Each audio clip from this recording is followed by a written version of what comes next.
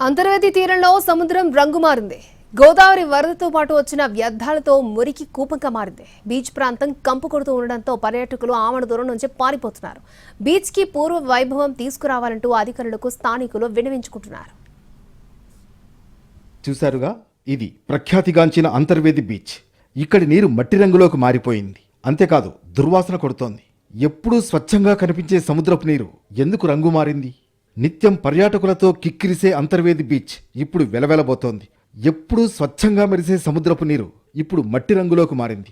తీరం వెంబడి మురికి వ్యర్థాలతో నిండిపోవడంతో బీచ్ ప్రాంతం అశుభ్రంగా మారిపోయింది. సుదూర ప్రాంతాల నుంచి వచ్చే భక్తులు, పర్యాటకులు స్నానం చేయకుండానే నిరాశతో తిరిగి వెళుతున్నారు. ఎన్నిసార్లు శుభ్రం చేసినా సముద్రంలోకి తరలి వచ్చే వ్యర్థాలు మళ్లీ చేరుతున్నాయని స్థానికులు ఆవేదన వ్యక్తం చేస్తున్నారు. అంబేద్కర్ కోనసీమ జిల్లాలోని ప్రముఖ పుణ్యక్షేత్రం అంతర్వేది లక్ష్మీ నరసింహస్వామి ఆలయం. స్వామి ఆలయానికి వచ్చే పర్యాటకులంతా బీచ్కి వెళ్లడం పరిపాటి. కానీ ఇప్పుడు బీచ్ దగ్గరకు వచ్చే పర్యాటకులు ఆమడ దూరం నుంచే వెనుదిరుగుతున్నారు. అంతర్వేది బీచ్ను శుభ్రపరచవలసిన గ్రామ పంచాయతీ అధికారులు చేతులెత్తేశారు. వ్యర్థాలు, చెత్తాచెదారాలు భారీగా చేరడంతో బీచ్ని శుభ్రపరచడం మా వల్ల కాదని తేల్చి చెబుతున్నారు. అంతేకాదు, అంతర్వేది బీచ్ను శుభ్రపరచాలని కోనసీమ జిల్లా కలెక్టర్ను గ్రామ పంచాయతీ సర్పంచ్ సభ్యులు కోరుతున్నారు.